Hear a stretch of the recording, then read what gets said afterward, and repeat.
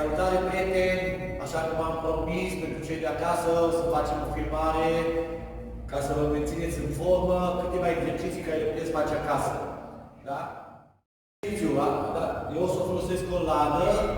Voi acasă aveți varianta un scaun, taburet sau o patru, da? Ceva mai înalt.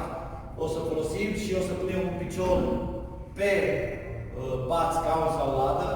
O să ne ridicăm, coborâm. Ridicăm genunchiul, coborâm. După terminarea exercițiului pe un picior, o să trecem și la celălalt. Da?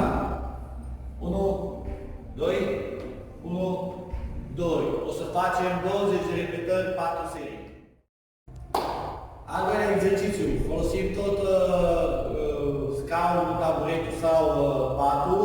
Da? În acest caz avem lada. Punem brațele, da? În sprijin pe suprafață. Împingem picioarele în spate prin o ușoară săritură, revenim. 1, 2, 1, 2. O să facem 50 de repetări, da?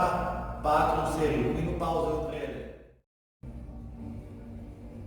Următorul exercițiu, trecem la partea cardio, ridicăm pulsul. Mai mult și o să facem alergare cu genunchii la piept. O să facem 100 de bucăți, 4 serii, 1 minut, pauză între ele.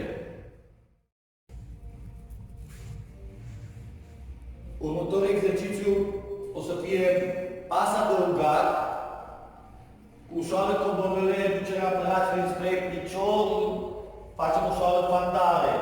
Revenim, pas adăugat, jos, revenim, da? 1, 2. O să facem 100 de bucăți, 4 serii, 1 minut, pauză între ele.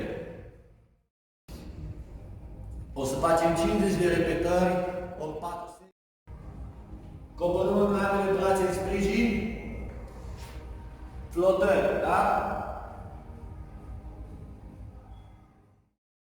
Prima variantă a fost pentru cei care pot să execute flotarea din sprijin, da, în brațe și picioare. Pentru cei care nu reușesc, pot să pună genunchii jos, da, și ne lăsăm pieptul.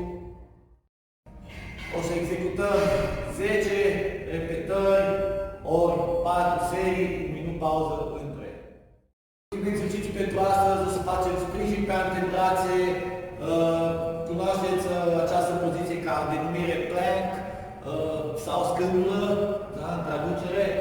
Ne lăsăm pe sol, brațele, antebrațele punem jos, privirea în față, spatele cât mai drept, fesierii încordați, privirea în față.